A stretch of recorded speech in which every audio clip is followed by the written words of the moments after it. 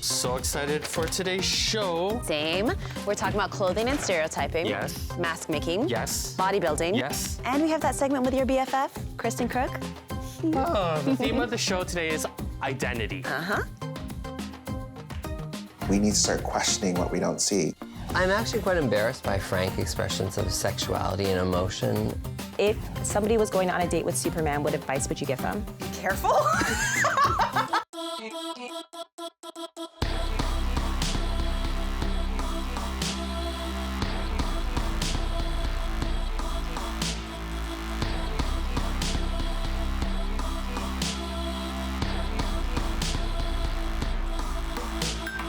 Hello and welcome to CBC Arts Exhibitionists, your weekly adventure through the Canadian art scene. From dancers to sculptors, painters to performers, we've got you covered.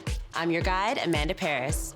Today, we're taking a look at artists who are exploring identity. From the ways we define ourselves to the way society defines us. Identity is a rich arena for an artistic imagination. Mark Twain once said, "Clothes make a man. Naked people have little or no influence on society." But what happens when clothes are used to stereotype a man? Gordon Shadrach is a painter who opens up this question by making portraits of Black men his focus. I'll let Gordon tell you more. Is a Black man who's well-dressed in a suit, is he going to be treated any differently from a Black guy in a hoodie? That is left for the viewer to decide. My name is Gordon Shadrach, and I am an artist. I live in Toronto, but originally I'm from Brampton, Ontario. I started painting about 5 years ago. I've studied art in the past, but I didn't plan on becoming a painter. I saw a picture that I really liked of a bow tie, and I was gonna buy it, and my partner said to me, "Why don't you just paint it?" And I thought, well, I had some old student paint that I hadn't touched in probably close to 10 years, and I thought I'd give it a try. So I painted one bow tie, then I painted 2 bow ties, then I painted 3 bow ties, and I haven't stopped painting since.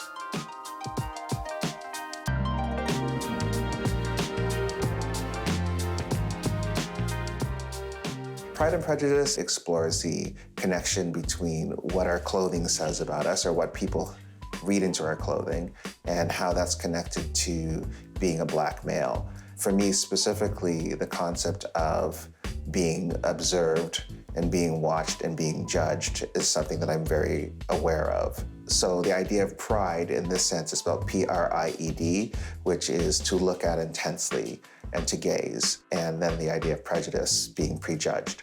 I'm realizing that a lot of people are actually bringing their own ideology to viewing my paintings with regards to specifically the gaze of the subject. So if the subject is looking at them as a Black man, there's an idea that there's confrontation. Whereas I don't know if I've heard that with the Mona Lisa as a white woman, that she's confronting you for looking at you. So it's interesting to me because the idea of someone who's got a hood on and looking down, he could be considered threatening, but if he had his head up and looking at you, he could still be considered threatening. What I'm hoping that people get out of the show is that they start checking their biases, that they start to recognize that their own baggage, their own experiences may impact how they're judging other people. Things like my show right now, I feel that it's encouraging people to question what they don't see, which is positive images of Black men. That's why I think the show is important, is because we need to start questioning what we don't see. Every episode, I introduce you to a new exhibitionist in residence. This is an artist who's loaning us some of their bite-sized work, just long enough to squeeze them in between our stories. This week, I'm happy to introduce you to Adrienne Crossman. She's interested in how looking at art online affects the way we value it. The images you'll see are some of the most famous works in the Western canon, but they've received a digital era remix. I'll let Adrienne tell you more. My name is Adrienne Crossman, and I'm an artist and curator based in Windsor, Ontario. I'm your exhibitionist in residence this week. You're going to be seeing 2 series of GIFs that use digital glitch techniques to alter the footage of famous works of art. Check out more of my work by following the links below.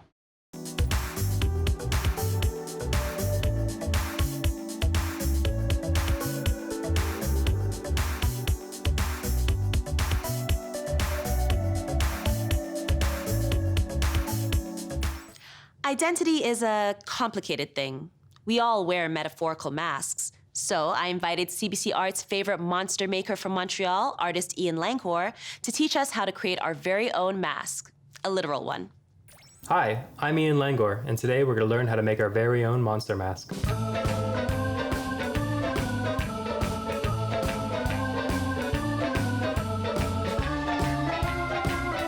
You're going to cut the foam so it fits around your head. You're going to draw your eyes and your mouth on, and then cut them out with scissors. Then you'll get a piece of fabric. You're going to cut little wedges and glue the tabs on the inside of the face.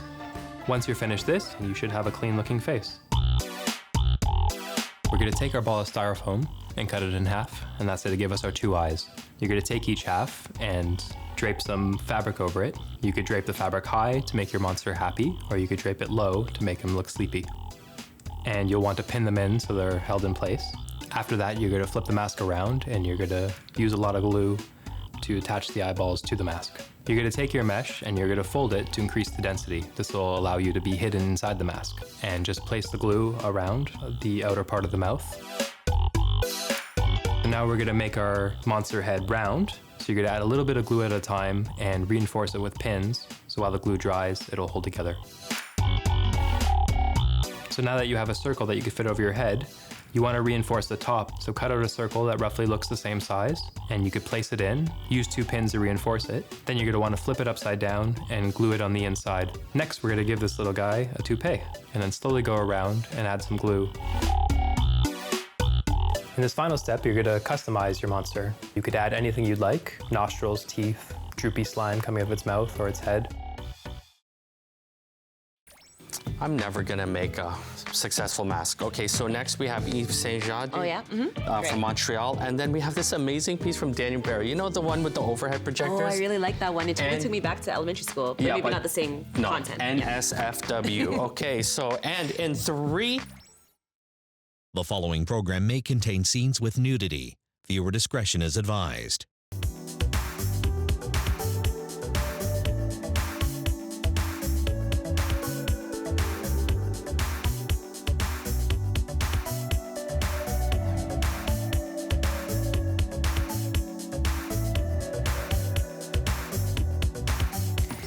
We've all felt the pressure to conform, but the best art often emerges when we revel in our differences. This next artist tells us how art became the tool for her to find self-acceptance. Take a look. Je me nomme Yves Saint Jean et je suis une artiste visuelle de Montréal. Principalement, je fais de la technique mixte sur toile, soit de la peinture acrylique, de la peinture en aérosol, puis du pastel gras.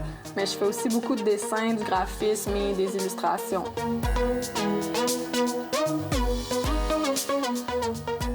Les personnages que je dessine reflètent plusieurs différences, soit par leur genre, leur orientation sexuelle ou leur origine. J'aime aussi semer la confusion à savoir leur sexe ou leur statut. Par exemple, les hommes peuvent porter du vernis à ongles, des boucles d'oreilles, puis être très délicats. Puis contrairement, les femmes que je représente peuvent avoir une pilosité importante puis les cheveux très courts. D'ailleurs, quelquefois même, on peut avoir de la difficulté à discerner s'il s'agit d'un homme ou bien d'une femme.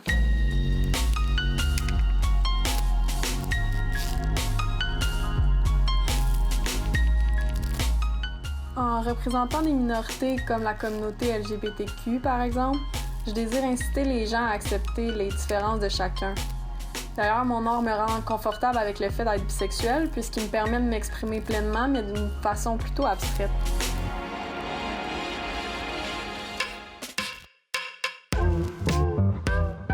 M'affirmer en tant que bisexuelle m'a rendue, entre autres, plus confortable dans mon travail artistique puisque j'accepte pleinement le fait d'être différente. Je suis aussi beaucoup plus confiante avec mes choix de vie, de même qu'avec les changements qui peuvent me confronter aujourd'hui. Je désire que mon art rejoigne le plus de personnes possible. Donc, en créant cet univers, je dirais exagéré, poétique et quelque peu absurde, je viens souligner les différences de chacun. Puis, je veux aussi encourager les gens, moi y comprise, à rester confiants avec les changements qu'on peut apporter à nos vies.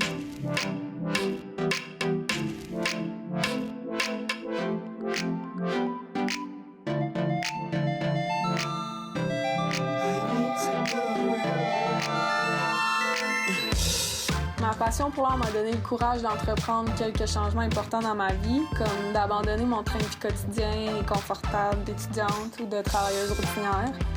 Enfin, je crois que c'est possible pour chacun d'entre nous de prendre en considération davantage nos passions, puis de cesser de craindre les changements. Art can be a space for telling people who you are, and you have to decide how much do you really want the world to know. Daniel Barrow might not be that comfortable talking about intimate things, but his work is full of private confessions. Hi, my name is Daniel Barrow. I'm a Montreal-based media and performance artist. I have never been trained as a performance artist per se. In art school, I was an art history major, and then I took an interest in video and animation.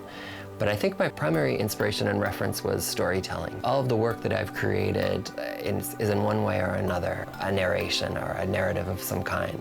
And so I approach performance from the perspective of a narrator. I think most artists find it very difficult to distance themselves from their subjects.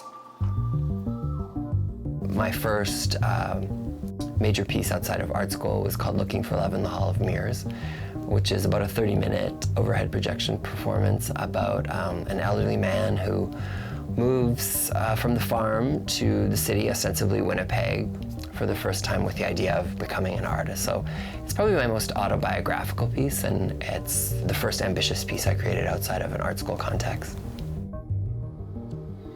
Beauty often moves people to tears. I'm told my work affects this process in reverse.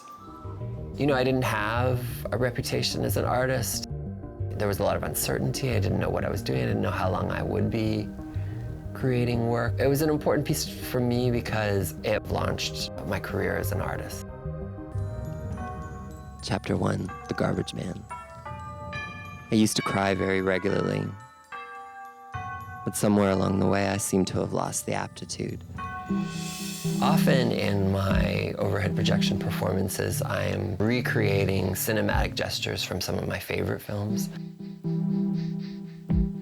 So for instance, in the piece, Every Time I See Your Picture, I Cry, I've borrowed a lot of sequences from the John Carpenter movie Halloween. It's really exciting to see how I can translate a very complicated cinematic gesture using tricks and sort of inventing my own visual language. A lot has been made of the fact that I use antiquated technologies, and while I am a nostalgic person, I think I'm primarily interested in working with simple technologies, and to me that's very creatively stimulating. I was invited by the curators of the Powerball to present Learning to Breathe Underwater, which is an adaptation of Hans Christian Andersen's The Little Mermaid. But it's more faithful to the original melancholic and gothic nature of the story. I'll be presenting another piece called House on Fire. And both of those pieces have very simple gestures pre-programmed into it. And the gallery viewer doesn't actually get to see the piece animated unless they're implicating themselves in the action. I'm actually quite embarrassed by frank expressions of sexuality and emotion in artwork. I always felt like someday it would become necessary to express myself unnecessarily, or to be gratuitous with my own emotion or sexuality. We definitely did not do that in elementary school. True. So next up we have Shay Kubler, Okay. and we have Kristin Kreuk. Oh yeah, remember when you got all tongue-tied and you were blushing and you couldn't talk? You be quiet. Okay, and in 3.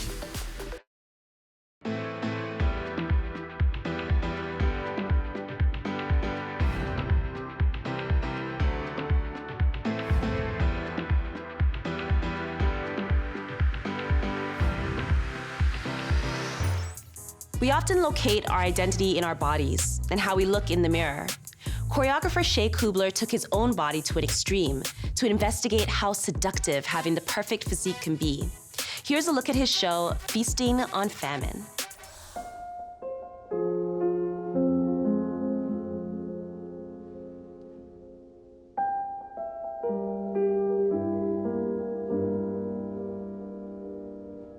There's this complex called the Adonis complex, and it's interesting because I feel like it's an inverse of what we call anorexia or bulimia, because for men, it's something that's not really talked about, but there's this aspect of the male body and male fitness that we never feel like we're strong enough, we never feel like we're big enough, we never feel like we're lean enough. The Adonis complex is that you view yourself as never being strong, big enough, whatever it is. And I think what ends up happening is the media promotes this idea of what it is to be healthy and strong. And as a regular guy, you go to the gym and you work hard and you're not seeing these results. And then that pushes you to then want to take supplements and take certain things to enhance your body. And so then you stop doing it on your own, and you're now using these drugs, these supplements, aspects of this business, right? The industry of fitness to help you get these results. And in the end, they actually can become detrimental to your health.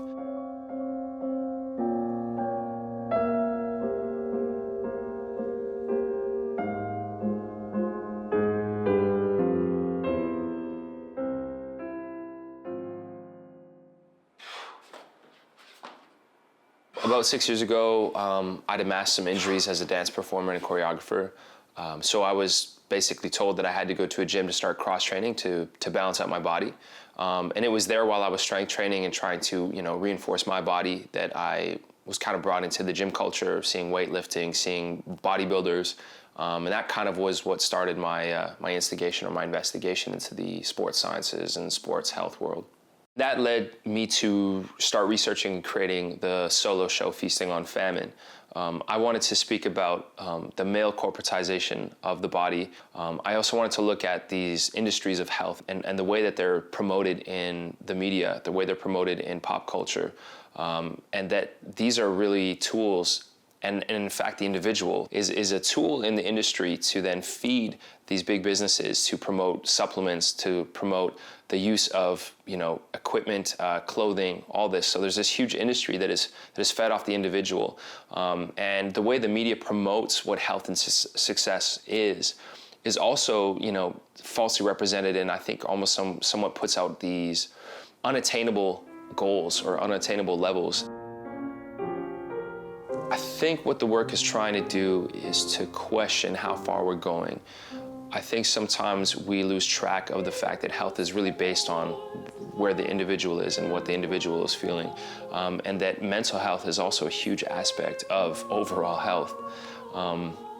So I think in the end, I want to question, have we pushed too far, and are we losing track of our own individual health in order to look or feel a certain sense of status in society? Again, losing track of our own balance and a sense of balance with life and health.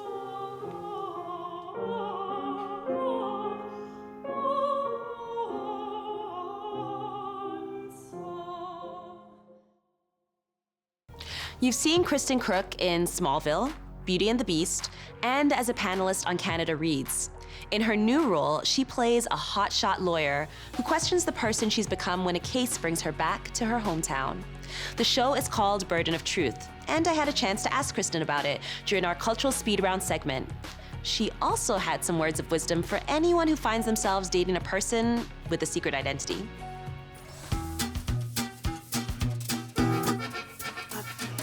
Describe your series, Burden of Truth, in exactly one sentence. Burden of Truth is about a lawyer, who I play, who is from Toronto. She goes back to her hometown to basically solve this case, and she ends up fighting a class action lawsuit, simultaneously discovering the mysteries of her family's past. Longest run-on sentence ever, but great. But, I figure commas. Yeah, commas, totally, semicolons. Like lots of punctuation. Yeah. Favorite city to film in? Bangkok. Book you would bring to a desert island? Housekeeping by Marilyn Robinson. She's such a great writer. Cultural artifact you would buy if money were no object? That one's hard. I don't know. That's not allowed. You You're gotta not think of allowed to something. not? No, you gotta think of something. Come on, you can do it. You can do it. Like those old Mesopotamian jewelry, like that beautiful gold jewelry, that. Okay, perfect. You got it. You got it. Pressure worked. Star Wars or Star Trek? Trek. That was without hesitation. Yeah, I grew up on Star Trek. Live long and prosper. If somebody was going on a date with Superman, what advice would you give them? Be careful. And don't be upset if he like disappears partway through, because really you aren't the most important thing to him. The world is. Hard truth, but yes, very real. Okay. Go-to karaoke song. I do not sing karaoke. I am a terrible singer. It doesn't seem like fun. I think you should do the private room karaoke. It's not as terrifying. Do you just go by yourself? No, it's Yeah, true. there are people there. No, you're not. You're right. Just say you had to sing. Who would be your dream duet partner? I think it's Adele. Because she's so good, I think she could sing all the parts at once, and I would just be like... Not even an ad-lib? Yeah, no, nothing. Nothing. I would just pretend I was Yeah. singing, and she would sing my part for me. Those are all my questions. Oh, great. That wasn't That was too hard, easy. was it? No, it was okay, great. Thank you so much for joining us. If there's an artist you think should be on CBC Arts Exhibitionist, let us know. Send us a message on Twitter, Instagram, or Facebook. Our handle is @CBC Arts. I'll be back again next week with even more artists from Port Hood to Greenwood. Until then, keep creating and innovating. Peace. Awesome show. Thanks. Way to go. I can't believe we had Kristin Kreuk on our show. You're totally geeking out right Well, now. I loved Smallville. I did too. Lotta Lang. Like any show with a superhero is like my jam. Yeah, I'm a sucker for that too. So if you were if you had superpowers and you had an alter ego, what would they be? I would control the weather. Cool. And I'd be a meteorologist. So smart. How about you? Me, I think I'd be a senior producer for an art show, and I would have teleportation powers. That seems a little outlandish. Oh, does it? Romeo? Romeo?